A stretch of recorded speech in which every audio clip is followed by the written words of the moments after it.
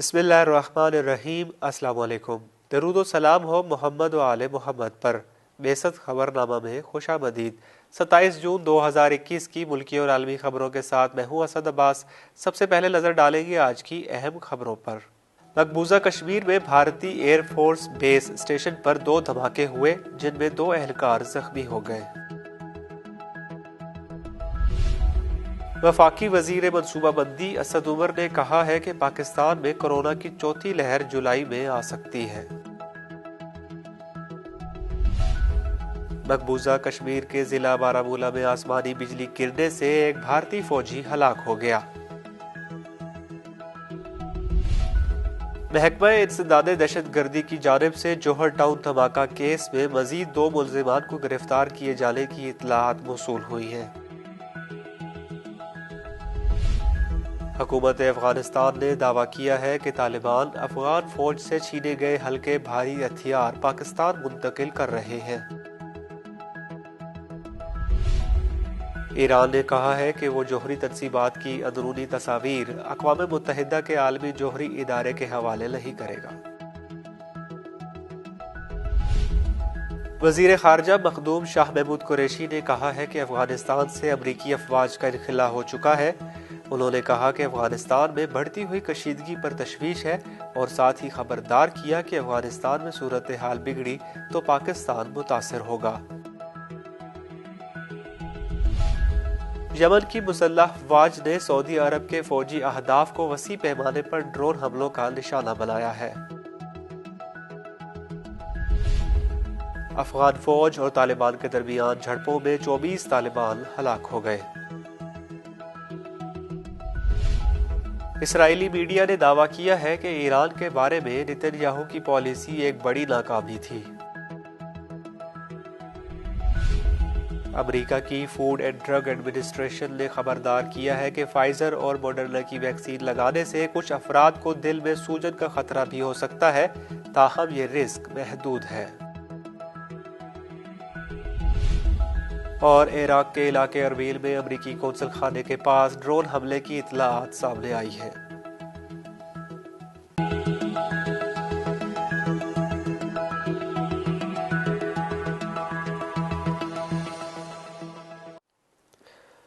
اور اب خبریں تفصیل کے ساتھ۔ مقبوضہ کشمیر میں بھارتی ایئر فورس بیس اسٹیشن پر 2 دھماکے ہوئے جن میں 2 اہلکار زخمی ہو گئے۔ بھارتی فضائیہ کے مطابق دھماکے ایئر بیس کے ٹیکنیکل ایریا میں ہوئے۔ ایک دھماکے میں عمارت کی چھت کو نقصان پہنچا جبکہ دوسرا دھماکہ کھلی جگہ پر ہوا۔ بھارتی میڈیا کے مطابق دھماکوں میں 2 افراد زخمی ہوئے جبکہ بھارتی فضائیہ کا کہنا ہے کہ دھماکوں میں کسی سامان کو کوئی نقصان نہیں پہنچا۔ دھماکوں کی تحقیقات جاری ہے۔ ڈائریکٹر جنرل جموں پولیس نے میڈیا کو بتایا کہ جائے وقوع سے 5 سے 6 کلو وزنی بارودی مواد ملا ہے جس کے بارے میں شبہ ہے کہ یہ ایئر فیلڈ میں ڈرون کے ذریعے گرایا گیا تھا۔ بھارتی وزیر دفاع راج ناتھ سنگھ نے وائس ایئر چیف اور ایئر مارشل سے رابطہ کیا اور تازہ ترین صورتحال کے حوالے سے معلومات لی۔ بھارتی وزارت دفاع کے مطابق بھارتی ایئر مارشل صورتحال کا جائزہ لینے کے لیے مقبوضہ جموں جا رہے ہیں۔ وفاقی وزیر منصوبہ بندی اسد عمر نے کہا ہے کہ پاکستان میں کورونا کی چوتھی لہر جولائی میں آ سکتی ہے۔ وفاقی وزیر اسد عمر نے خبردار کیا ہے کہ اگر SOPs پر عمل درآمد نہیں کیا گیا اور کورونا کے حفاظتی ٹیکے لگانے کی مہم درست طریقے سے جاری نہ رہی تو پاکستان میں مہلک وبا کی چوتھی لہر جولائی میں آ سکتی ہے۔ وفاقی وزیر منصوبہ بندی اسد عمر نے سماجی رابطے کی ویب سائٹ ٹویٹر پر اپنی ٹویٹ میں کہا ہے کہ NCOC اجلاس میں کورونا صورتحال کا جائزہ آرٹیفیشل انٹیلیجنس کی بنیاد پر لیا گیا جس میں انکشاف ہوا ہے کہ SOPs پر عمل نہ کرنے اور مضبوط ویکسینیشن پروگرام جاری نہ رہنے کی صورت میں کورونا کی چوتھی لہر جولائی میں آ سکتی ہے۔ وفاقی وزیر اسد عمر نے کورونا کی چوتھی لہر سے بچنے کے لیے شہریوں سے کورونا SOPs پر عمل کرنے اور جلد از جلد ویکسینیشن کرانے کی اپیل کی ہے۔ مقبوضہ کشمیر کے ضلع بارہمولہ میں آسمانی بجلی گرنے سے ایک بھارتی فوجی ہلاک ہو گیا۔ مقبوضہ جموں و کشمیر کے بارہمولہ ضلع میں آسمانی بجلی گرنے سے ایک اور ہندوستانی فوجی ہلاک ہو گیا۔ کشمیر میڈیا سروس کے مطابق ضلع کے گلبرگ علاقے میں آسمانی بجلی گرنے سے فوجی کی ہلاکت ہوئی۔ اس فوجی کی شناخت رائفل مین مندیپ سنگھ نیگی کے نام سے ہوئی ہے۔ پونچھ ضلع میں لائن آف کنٹرول کے ساتھ واقع ساجیان سیکٹر میں اسی طرح کے بجلی کے ایک اور واقعے میں ایک اور ہندوستانی فوجی ہلاک ہوا تھا۔ محکمہ انسداد دہشت گردی کی جانب سے جوہر ٹاؤن دھماکہ کیس میں مزید 2 ملزمان کو گرفتار کیے جانے کی اطلاعات موصول ہوئی ہیں۔ رپورٹ کے مطابق ایک عہدیدار نے بتایا کہ ملزمان میں سے ایک خاتون بتائی جا رہی ہے، جبکہ دوسرا پہلے سے گرفتار ملزم پیٹر پال ڈیوڈ کا قریبی دوست ہے۔ علاوہ ازیں غیر مصدقہ اطلاعات یہ بھی گردش کر رہی تھی کہ سیکیورٹی اداروں نے دھماکے میں استعمال ہونے والی بارودی مواد سے بھری کار تیار کرنے میں معاونت کرنے والے موٹر میکینک کو بھی گرفتار کر لیا ہے۔ عہدیدار کا کہنا تھا کہ قانون نافذ کرنے والے اداروں نے تفتیش کی توجہ پیٹر پال ڈیوڈ کے خلیجی ممالک کے متواتر دوروں کی جانب سے مبذول کر دی ہے، جہاں اس نے مبینہ طور پر پراسرار افراد سے ملاقاتیں کی، جس کا مقصد اس کے غیر ملکی ساتھیوں کا سراغ لگانا ہے۔ حکومت افغانستان نے دعویٰ کیا ہے کہ طالبان افغان فوج سے چھینے گئے ہلکے بھاری ہتھیار پاکستان منتقل کر رہے ہیں۔ افغانستان کے عبوری وزیر داخلہ کے دعوے کے مطابق طالبان حالیہ لڑائیوں کے دوران افغان فوج سے چھینے گئے ٹینک اور ہتھیار صوبہ زابل سے پاکستان کی جانب منتقل کر رہے ہیں۔ ادھر افغانستان کے ایک اعلیٰ سیکورٹی عہدیدار عبدالستار مرزا کوال نے سیکورٹی اہلکاروں کو حکم دیا ہے کہ طالبان کی جانب سے زابل سے پاکستان منتقل کیے جانے والے تمام ٹینکوں کو نشانہ بنا کر تباہ کر دیا جائے۔ دوسری جانب طالبان کے ترجمان ذبیح اللہ مجاہد نے فوجی ساز و سامان کی پاکستان منتقلی کے دعوے کی تردید کی ہے۔ قابل ذکر ہے کہ پچھلے چند روز کے دوران افغانستان کے درجنوں شہر پر طالبان قابض ہو چکے ہیں۔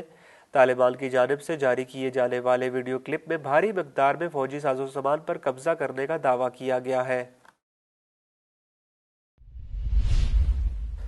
ایران نے کہا ہے کہ وہ جوہری تنصیبات کی اندرونی تصاویر اقوام متحدہ کے عالمی جوہری ادارے کے حوالے نہیں کرے گا۔ تہران حکومت کے مطابق اس حوالے سے کیے گئے معاہدے کی میعاد ختم ہو چکی ہے۔ تہران اور IAEA کا یہ معاہدہ فروری میں اس وقت ہوا تھا جب امریکہ نے معاہدے کو توڑ دیا تھا اور ایران نے عالمی طاقتوں سے تعاون کرنے سے انکار کر دیا تھا۔ ایران نے یہ اعلان ایک ایسے وقت میں کیا ہے جب اس کے سن 2015 کے عالمی جوہری معاہدے کو بچانے کے لیے مغربی ممالک سے مذاکرات جاری ہیں۔ امریکی وزارت خارجہ نے ایران کے اس اعلان پر گہری تشویش کا اظہار کیا ہے۔ وزیر خارجہ مخدوم شاہ محمود قریشی نے کہا ہے کہ افغانستان سے امریکی افواج کا انخلا ہو چکا ہے۔ انہوں نے کہا کہ افغانستان میں بڑھتی ہوئی کشیدگی پر تشویش ہے اور ساتھ ہی خبردار کیا کہ افغانستان میں صورتحال بگڑی تو پاکستان متاثر ہوگا۔ جنوبی پنجاب سیکریٹریٹ کے دورے کے موقع پر ذرائع ابلاغ سے بات چیت میں انہوں نے کہا کہ افغان صدر کی امریکی قیادت سے ملاقات ہوئی ہے۔ ان کا کہنا تھا کہ 30 لاکھ افغان مہاجرین پاکستان میں ہیں اور ہم مزید بوجھ نہیں اٹھا سکتے۔ وزیر خارجہ مخدوم شاہ محمود قریشی نے کہا کہ پاکستان نون لیگ دور میں گرے لسٹ میں گیا۔ انہوں نے کہا کہ موجودہ حکومت نے فتح ایکشن پلان پر تیزی سے عمل کیا، جس کا نتیجہ ہے کہ فتح کے 27 میں سے 26 اہداف پر عمل درآمد ہو چکا ہے۔ انہوں نے دعویٰ کیا کہ پاکستان کو گرے لسٹ میں رکھنے کا کوئی جواز نہیں ہے، لیکن کچھ قوتیں فتح کو سیاسی طور پر استعمال کر رہی ہیں۔ انہوں نے کہا کہ بھارت نے فتح کو سیاسی طور پر استعمال کیا ہے۔ وزیر خارجہ نے کہا کہ بجٹ پاس ہونے پر پنجاب حکومت کو مبارکباد پیش کرتا ہوں۔ انہوں نے کہا کہ جنوبی پنجاب کے لوگوں کا الگ سے سالانہ ترقیاتی پروگرام ہوگا۔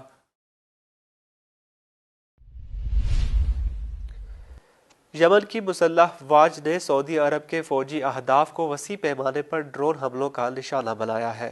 سعودی جارحیت پسند اتحاد نے بتایا ہے کہ یمنی مسلح افواج نے جنوبی سعودی عرب میں اہداف کے خلاف ڈرون اور میزائل کارروائیاں کی۔ فارس نیوز ایجنسی کے بین الاقوامی گروپ کے مطابق عرب میڈیا نے اتوار کی صبح یمن کی مسلح افواج کے حملہ آور سعودی اتحاد کے خلاف ڈرون آپریشن کے بارے میں اطلاع دی۔ میڈیا کی ایک رپورٹ کے مطابق سعودی جارحیت اتحاد کے ترجمان کے حوالے سے بتایا کہ صبح 1 بجے یمن کی مسلح افواج نے جنوبی سعودی عرب کے نجران میں ایک بم پھینکا۔ سعودی اتحاد نے ہمیشہ کی طرح جھوٹے دعووں کے ساتھ یہ دعویٰ کیا کہ ڈرون کو اپنے ہدف کو ٹارگٹ کرنے سے پہلے مار گرایا گیا۔ نیوز ایجنسی نے سعودی جارحیت اتحاد کے ترجمان کے حوالے سے بتایا کہ ہم بین الاقوامی قوانین کے مطابق اپنی حفاظت کے لیے ضروری اقدامات اٹھا رہے ہیں۔ اس حملے کے 1 گھنٹہ بعد سعودی میڈیا نے اتحادی ترجمان کے حوالے سے بتایا ہے کہ یمنیوں نے خمیس مشیط پر ایک اور ڈرون حملہ کیا۔ اتوار کے روز صبح 3:40 پر سعودی اتحاد نے یہ بھی اعلان کیا کہ یمن کی مسلح افواج کی طرف سے نجران اور خمیس مشیط کے ٹھکانوں پر بیلسٹک میزائل بھی فائر کیے گئے۔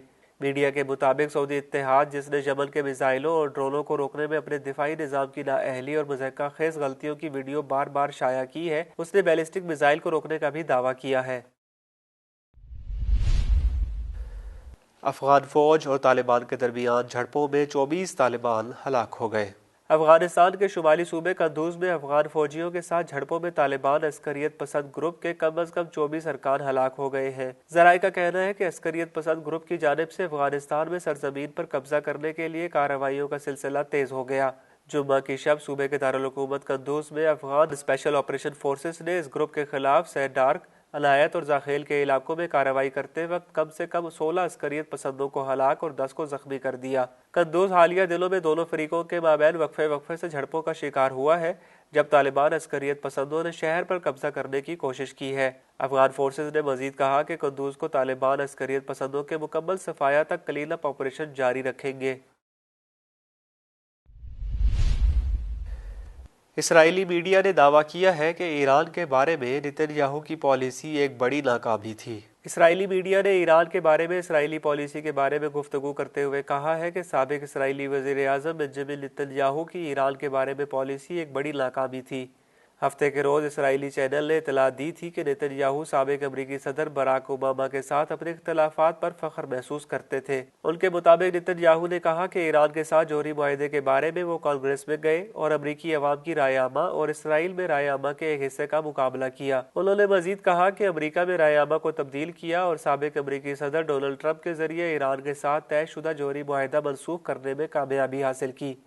اسرائیلی میڈیا کے مطابق نتن یاہو کی ریپبلکن پارٹی کی پوری طرح حمایت نے ڈیموکریٹک قانون سازوں کو، جو ان کے اور AIPAC کے مخالف نہیں تھے، ان کو اوباما کا ساتھ دینے پر مجبور کیا۔ لہٰذا نتن یاہو اپنے تمام اہداف میں جسے وہ بڑی کامیابی کے طور پر پیش کرتے ہیں بری طرح ناکام ہو چکے ہیں، جیسا کہ ایران کے ساتھ جوہری معاہدے کے معاملے پر وہ ناکام رہے۔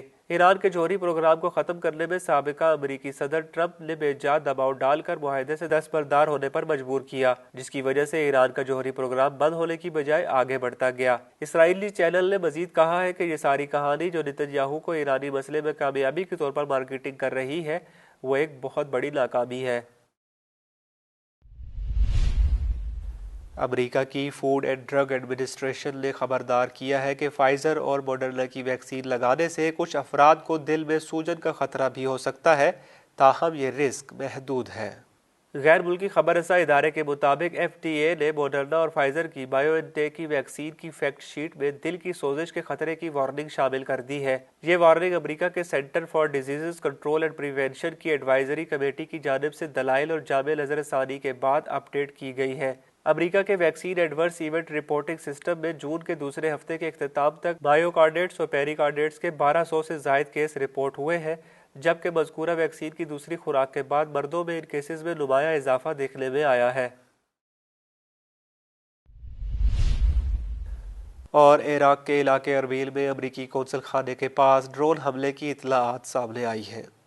کرد میڈیا نے رپورٹ میں بتایا کہ اربیل میں امریکہ کے نئے قونصل خانے سے صرف 3 کلومیٹر کے فاصلے پر واقع ایک گاؤں پر ڈرون حملہ ہوا۔ تری اسنا، ایک کردی زبان کے چینل نے اس حملے کی تائید کرتے ہوئے رپورٹ دی ہے کہ یہ حملہ 1:30 پر 3 ڈرون طیاروں سے کیا گیا، جس میں دھماکہ خیز مواد TNT کا استعمال کیا گیا تھا۔ رپورٹ میں بتایا گیا ہے کہ حملے میں اربیل میں امریکہ کے نئے قونصل خانے سے 3 کلومیٹر دور واقع براہ گاؤں کو نشانہ بنایا گیا۔ اس چینل نے بتایا کہ حملے کے نتیجے میں 2 بم دھماکے ہوئے، جن میں سے ایک براہ گاؤں کے ایک باغ میں ہوا، اور سیکورٹی اہلکار جائے وقوع پر حاضر ایک سینئر عراقی عہدیدار کا کہنا ہے کہ اربیل شہر کے شمالی علاقے میں 3 ڈرون طیاروں کو مار گرایا گیا۔ امریکی حکام نے بھی قونصل خانے پر حملے کی تصدیق کی ہے۔ بیست خبرنامہ میں اب تک کے لیے اتنا ہی۔ اگلے خبرنامہ تک کے لیے اجازت دیجیے۔ دیکھتے رہیے بیست تعلیمی TV چینل۔ اللہ حافظ۔